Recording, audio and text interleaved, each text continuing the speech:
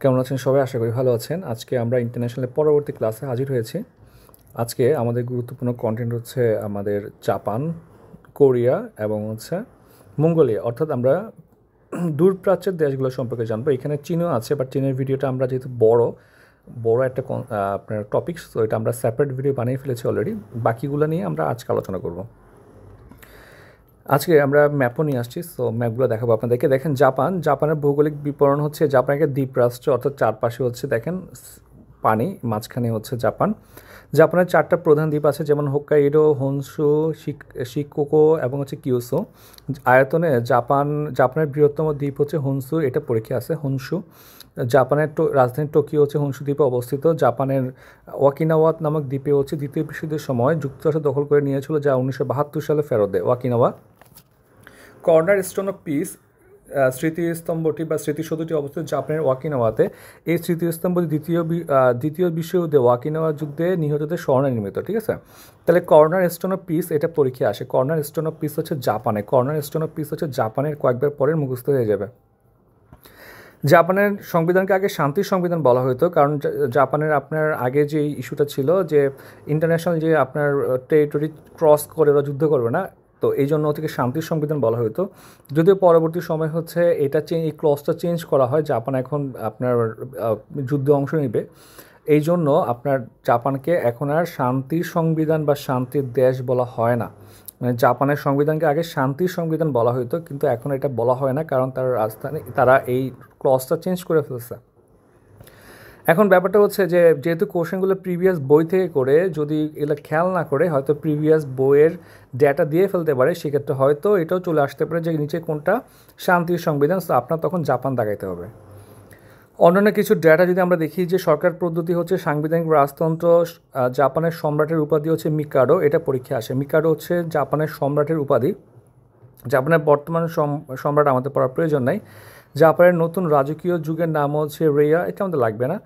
তারপরে হচ্ছে দেখেন সম্রাটের আপনার সিংহাসন উপলক্ষে প্রথম দিন থেকে জাপানের নতুন বর্ষ গণনা শুরু হয়, এটা লাগবে না। তারপরে হচ্ছে দেখি জাপানের সম্রাটের বাসভবনের নাম হচ্ছে আপনার হচ্ছে ইম্পেরিয়াল প্যালেস, এটা পড়তে পারেন, এটা কিন্তু আসে পরীক্ষায়। ইম্পেরিয়াল প্যালেস, জাপানের সম্রাটের বাসভবন হচ্ছে ইম্পেরিয়াল প্যালেস। চন্দ্রমল্লিকা সিংহাসন হচ্ছে জাপানের আপনার হচ্ছে অভিষেক সিংহাসনের নাম। চন্দ্রমল্লিকা হচ্ছে জাপানেরটা পড়লেই হবে। আর আপনার হচ্ছে চন্দ্রমল্লিকা হচ্ছে জাপানের জাতীয় ফুল।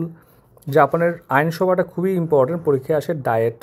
ঠিক আছে, ডায়েট হচ্ছে জাপানের আইনসভার নাম ডায়েট। জাপানের আইনসভা দ্বিকক্ষ বিশিষ্ট, যেটা বাংলাদেশ এখন করতে যাচ্ছে, দ্বিকক্ষ বিশিষ্ট আইনসভা। জাপানের অর্থনীতি পুনরুজ্জীবিত করতে দেশের সাবেক প্রধানমন্ত্রী শিনজো আবের পরিকল্পনা হচ্ছে, ঠিক আছে, এ দেখেন আবে প্লাস ইকোনমিক্স, অর্থাৎ আবে প্লাস ইকোনমিক্স এই দুইটাকে মিক্স করলে হয় আবেনোমিক্স। তো এটা আলাদা করে মনে রাখার কিছু নাই ভাই। এটা হচ্ছে আবে মানে ওনার নাম এবং হচ্ছে ওনার ইকোনমিক্স, তাহলে হচ্ছে আবেনোমিক্স। ওকে, এখন দেখেন যে ইভেন যে আইপিএস ফ্রি আপনার হচ্ছেন free and open Indo Pacific, এইটাও কিন্তু হচ্ছে আপনার নেওয়া হয় জাপান থেকে।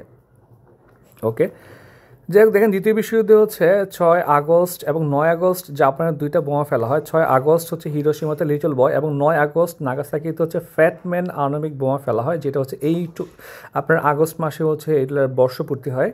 তাহলে দেখেন আপনার হিরোশিমাতে হচ্ছে লিটল বয় এবং হচ্ছে ফ্যাটম্যান হচ্ছে নাগাসাকিতে। একটা হচ্ছে 6 আগস্ট, একটা 9 আগস্ট। স্ট্যাচু অফ পিস অবস্থিত জাপানের নাগাসাকিতে। স্ট্যাচু অফ পিস, ঠিক আছে, যেটা হচ্ছে শান্তির বার্তা দেখায়, সেটা হচ্ছে নাগাসাকিতে, যেখানে বোমা ফেলা হয়েছিল। রাশিয়া এবং জাপানের মধ্যে ঝামেলা আছে কুরিল এবং শাখালিন দ্বীপপুঞ্জ নিয়ে রাশিয়া এবং জাপানের মধ্যে ঝামেলা আছে। সো এটা আমরা মনে রাখবো, কুরিল এবং শাখালিন নিয়ে। ঠিক আছে, লোকসংখ্যায় পৃথিবীর সবচেয়ে বৃহত্তম শহর হচ্ছে টোকিও এবং সূর্যোদয় এবং ভূমিকম্পের দেশ হচ্ছে জাপান। এখানে প্রচুর ভূমিকম্প হয় এবং খুবই ম্যাসিভ আকারে ভূমিকম্প হয়, এই জন্য ওদের ঘরগুলোর স্ট্রাকচার কিন্তু অন্যরকম এবং ওরা হচ্ছে অনেকটা কাগজের টাইপের ঘর বানাচ্ছে আজকাল। দেখেন উত্তর ও দক্ষিণ কোরিয়া হচ্ছে আমাদের জন্য অনেক গুরুত্বপূর্ণ একটা কনসেপ্ট। একটু জাপানের ম্যাপটা দেখে আসি আমরা। দেখেন এটা হচ্ছে জাপানের ম্যাপ, দেখেন এই যে হোক্কাইডো হচ্ছে এখানে, হনশু দ্বীপ হচ্ছে এখানে। ঠিক আছে, ম্যাপটা ঘাটবেন আর কি। এখানে হচ্ছে প্যাসিফিক ওশন, এখানে হচ্ছে সি অফ জাপান, এই যে কিয়েসু দ্বীপ হচ্ছে এখানে, শিকোকো দ্বীপ হচ্ছে এখানে। ওকে, দেখেন উত্তর দক্ষিণ কোরিয়া দেখি আমরা। উত্তর দক্ষিণ কোরিয়া খুবই গুরুত্বপূর্ণ আমাদের জন্য। এই দক্ষিণ কোরিয়া খুবই ইন্ডাস্ট্রিয়ালি ডেভেলপড, আর উত্তর কোরিয়া হচ্ছে পারমাণবিক বোমা আছে, যার সাথে হচ্ছে ইউএসের সমস্যা। সব কিছু মিলে দুইটা দেশই মোটামুটি আপনার আলোচনায় থাকে। দেখেন 1910 সালে হচ্ছে জাপান, কোরিয়া উপদ্বীপ জাপানের অধীনে ছিল, ঠিক আছে। 1910 সাল থেকে দ্বিতীয় বিশ্বযুদ্ধ পর্যন্ত 1910 সালে হচ্ছে আপনার জাপান দখল করে ফেলে কোরিয়া দ্বীপ দুইটাকে দখল করে ফেলে।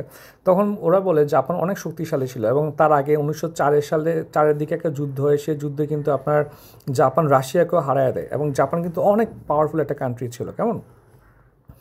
তাহলে দেখি আমরা সেই আপনার হচ্ছে কোরিয়া দখল করে ফেলে। দ্বিতীয় বিশ্বযুদ্ধের পরে হচ্ছে আপনার কোরিয়াকে তারা ছেড়ে দিতে বাধ্য হয়।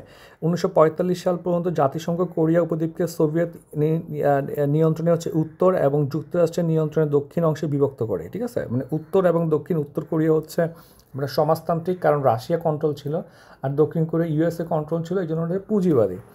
তাহলে পরবর্তীতে 1948 সালে উত্তর দক্ষিণ কোরিয়া হচ্ছে স্বাধীনতা লাভ করে। 1949 সালে আনুষ্ঠানিকভাবে 38 ডিগ্রি উত্তর অক্ষরেখার ভিত্তিতে দুই কোরিয়া সীমা নির্ধারিত হয়, ঠিক আছে। 38 ডিগ্রি, এটা মাথায় রাখবেন, ঠিক। ভিয়েতনাম হচ্ছে 17, ভিয়েতনাম হচ্ছে 17, পরে আসছে গত ক্লাসে।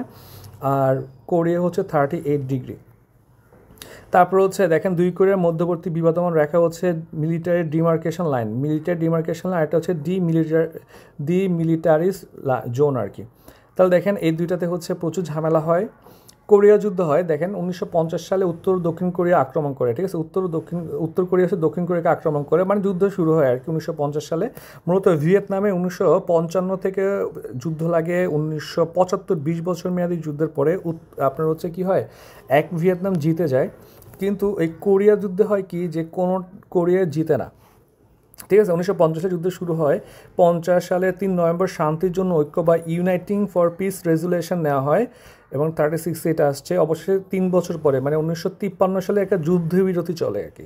তাহলে এখনও কিন্তু যুদ্ধবিরতি অবস্থায় আছে, কোনো কোরিয়ার জয় বা পরাজয় হয় নাই। সানশাইন পলিসি দেখেন, উত্তর কোরিয়া দক্ষিণ কোরিয়ার সাথে শান্তিপূর্ণ কূটনীতির সানশাইন পলিসি, এটা পরীক্ষা আসে। সানশাইন পলিসি হচ্ছে উত্তর এবং দক্ষিণ কোরিয়ার মধ্যে হয়, এটা 40-তে আসছে, আবার আসবে।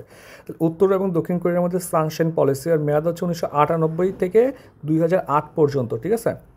আচ্ছা, উত্তর কোরিয়ার পারমাণবিক শক্তি আছে, সো এটা আর তেমন কিছু পড়া লাগবে না, জাস্ট এটা জানলেই হবে।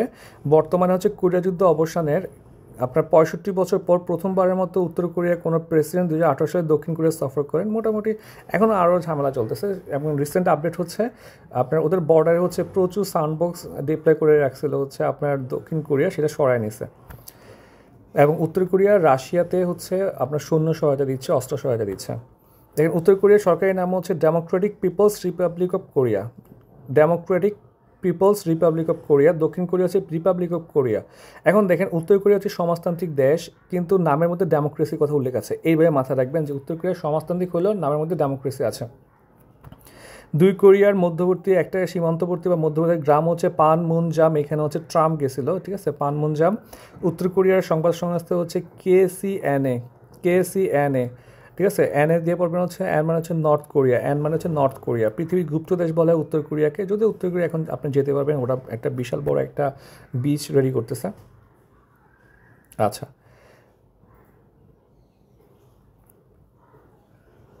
দেখি এই যে দেখেন ম্যাপটা দেখেন একটু, আমি ভাবছি এখন তো ম্যাপটা নিয়ে আসবো। দেখেন এই চীনের সাথে কিন্তু নর্থ কোরিয়া কানেক্টেড, ঠিক আছে। দেখেন যে চীনের সাথে হচ্ছে নর্থ কোরিয়া কানেক্টেড,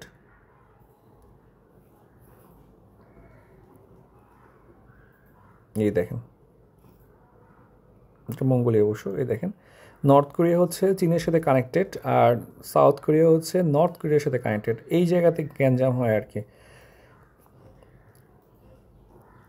আমাদের লাস্ট টপিক আজকের মঙ্গোলিয়া। মঙ্গোলিয়া খুবই ছোটো একটা দেশ, ছোটো একটা টপিক আর কি, গুরুত্বপূর্ণ টপিক না।